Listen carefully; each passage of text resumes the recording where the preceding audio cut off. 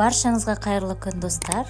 Бүгін сіздермен осындай меренгенің рецептісімен бөліскім келеді. Достар, егер сіздер пирог жегілеріңіз келсе, оңай және тез дайындалатын осындай печенье үстіндегі меренганың рецептісімен бөлісемін.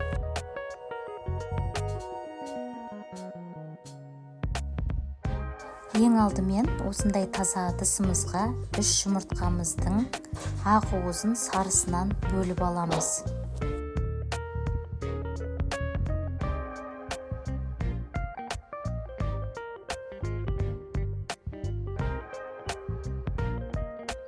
Келесі ақуызымыздың үстіне 200 грамм қантымызды салып, оны қасықпен араластырып аламыз.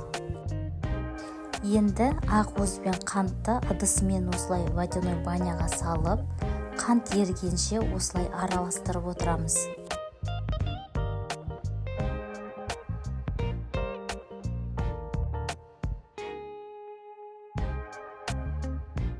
Достар, қанттың ергенін осылай видеодан көруге болады, осындай аппақ көпіру керек.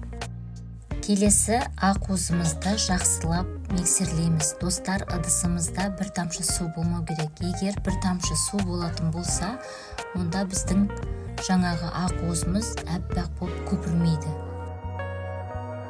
Ақуызымыз дайын, видеодағындай аппақ және де өз формасын осылай ұстап тұру керек.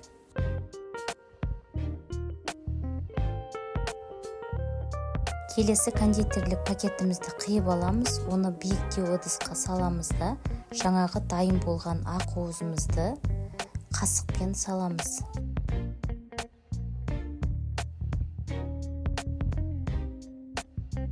Келесі формамызға осындай пергамент қағазды қойып аламыз және оның үстіне осындай алма печеньеларын қойып шығамыз.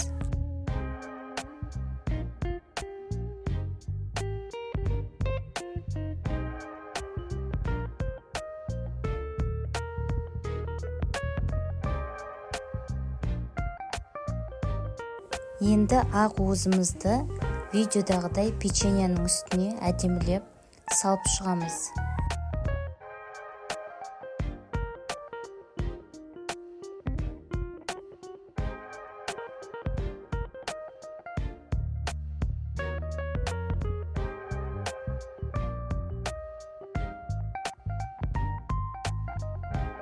Енді меренгамызды 180 градуста духовкада 20 минут пісіреміз.